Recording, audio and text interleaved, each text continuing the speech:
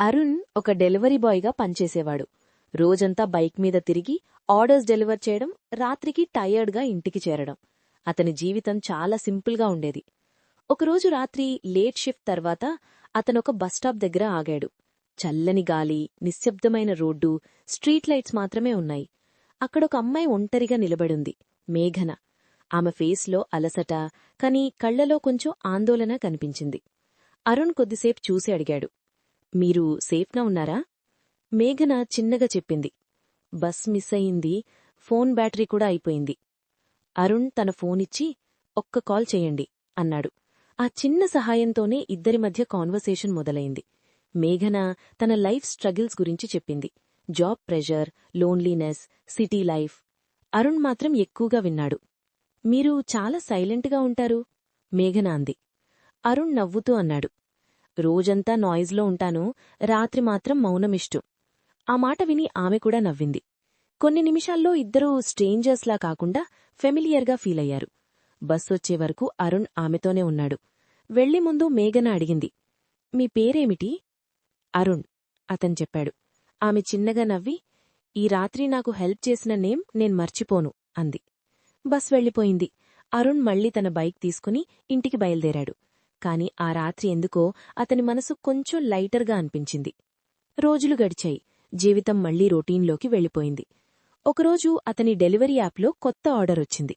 Same area, same bus stop దగ్గర. అతనక్కడికి వెళ్ళినప్పుడు ఆమెను మళ్లీ చూశాడు, మేఘన. ఆమె నవ్వుతూ చెప్పింది, ఈసారి నేను బస్ మిస్ కాలేదు, కాని నిన్ను మిస్ కావాలని అనిపించింది. అరుణ్ చిన్నగా నవ్వాడు. అయితే ఈసారి వెయిటింగ్ కాదు, మీటింగ్. ఆ చిన్న రాత్రి పరిచయం ఇద్దరి జీవితంలో ఒక కొత్త చాప్టర్కి దారితీసింది. అవినాష్ ఒక ఆర్కిటెక్ట్. అతని జీవితం ప్లాన్స్, బ్లూ ప్రింట్స్, డెడ్లైన్స్తో నిండిపోయేది. భావాలు, ప్రేమ, సంబంధాలు అన్నీ అతనికి సెకండరీగా ఉండేవి. అతను ఎప్పుడూ ప్రాక్టికల్ లైఫ్నే నమ్మేవాడు. ఒక ప్రాజెక్ట్ కోసం అతను తన హోమ్ టౌన్కి తిరిగి వెళ్లాల్సొచ్చింది. చాలా సంవత్సరాల తర్వాత ఆ ఊరు మళ్లీ చూసినప్పుడు అతని మనసులో చిన్న చిన్న జ్ఞాపకాలు మెల్లగా మేల్కొన్నాయి. అదే వీధులు, అదే చెట్లు, అదే వర్షపు వాసన. అక్కడే అతను మళ్లీ చూశాడు నందిని, అతని స్కూల్ డేస్లో అత్యంత దగ్గరైన స్నేహితురాలు. కాని ఒక మిస్అండర్స్టాండింగ్ వల్ల ఇద్దరూ దూరమైపోయారు. నందిని ఇప్పుడొక స్కూల్ టీచర్గా పనిచేస్తోంది. ఆమె ముఖంలో మెచ్యూరిటీ, కాని కళ్లలో అదే పాత సాఫ్ట్నెస్ ఉంది. ఇద్దరూ ఒకరివైపొకరు చూశారు, కాని మాటలు రాలేదు. ఎంతకాలమైంది? నందిని నెమ్మదిగా అంది. అవును, చాలా కాలం, అవినాష్ చిన్నగా అన్నాడు. ఆ తర్వాత కొన్ని సెకండ్లు నిశ్శబ్దం. ఆ నిశ్శబ్దంలో పాత జ్ఞాపకాలన్నీ మళ్లీ తిరిగివచ్చాయి. పాత డేస్లో వారిద్దరూ బెస్ట్ ఫ్రెండ్స్. స్కూల్ డేస్లో కలిసి చదవడం, వర్షంలో తడవడం, డ్రీమ్స్ పంచుకోవడం, ఆల్ పర్ఫెక్ట్ మెమరీస్. కాని ఒక చిన్న మిస్అండర్స్టాండింగ్ వల్ల ఇద్దరూ దూరమయ్యారు. అవినాష్ సిటీకి వెళ్లిపోయాడు, నందిని తన ఊర్లోనే ఉండిపోయింది. కాని ఇద్దరి మనసుల్లో ఒకరికొకరు ఎప్పుడూ మిగిలే ఉన్నారు. ఆ రోజు సాయంత్రం వర్షం మొదలైంది. ఇద్దరూ స్కూల్ వరండాలో నిలబడ్డారు. చల్లని గాలి, వర్షపు వాసన, మౌనం. నందిని నెమ్మదిగా చెప్పింది, నీతో మాట్లాడాలని ఎన్నోసార్లు అనుకున్నాను. అవినాష్ ఆమె వైపు చూసి అన్నాడు, నేను కూడా, కాని ఈగో మాకు మధ్యలోకి వచ్చింది. నందిని చిన్నగా నవ్వింది. అది ప్రేమను కూడా దూరం చేస్తుంది తెలుసా? ఆ మాట అవినాష్ హృదయాన్ని తాకింది.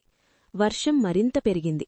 ఇద్దరూ ఒకే అంబ్రెల్లా కింద నడవడం మొదలుపెట్టారు, చిన్న చిన్న స్టెప్స్తో, కాని పెద్ద మౌనాలతో. అవినాష్ సడన్గా ఆగిపోయాడు. నందిని, నేను అప్పట్లో చెప్పలేకపోయాను, కాని నువ్వు నా జీవితంలో స్పెషల్ పర్సన్. నందిని కళ్లలో నీళ్లు తిరిగాయి. నువ్వు వెళ్లిపోయిన తర్వాత నాకు కూడా అదే అనిపించింది. ఆ క్షణంలో ఇద్దరి మధ్య ఉన్న డిస్టెన్స్ కరిగిపోయింది. కాని కాలం వాళ్లను వేరువేరు జీవితాల్లోకి తీసుకెళ్ళుంది. అవినాష్ తిరిగి సిటీకి వెళ్లాల్సిన రోజొచ్చింది. వెళ్లే ముందు అతను నందిని దగ్గరికొచ్చాడు. మనం మళ్లీ కలుస్తామా? అతను అడిగాడు. నందిని చిన్నగా నవ్వి చెప్పింది, వర్షం ఎప్పుడు తిరిగి వస్తుందో తెలీదు, కాని జ్ఞాపకాలు ఎప్పుడూ మిగిలే ఉంటాయి. అవినాష్ వెళ్లిపోయాడు. కాని ఈసారి అతని హృదయంలో ఒక ఎంప్టీ ఫీలింగ్ కాదు, ఒక హోప్ ఉంది. నెలలు గడిచాయి. ప్రాజెక్ట్ పూర్తయ్యాక అతను మళ్లీ ఊరికొచ్చాడు. అదే స్కూల్ దగ్గర వర్షం మొదలైంది. అతను వరండాలో నిలబడ్డాడు. అచాత్తుగా వెనుకనుంచి ఒక ఫెమిలియర్ వాయిస్, ఈసారి వర్షంలో ఒంటరిగా తడవడం లేదు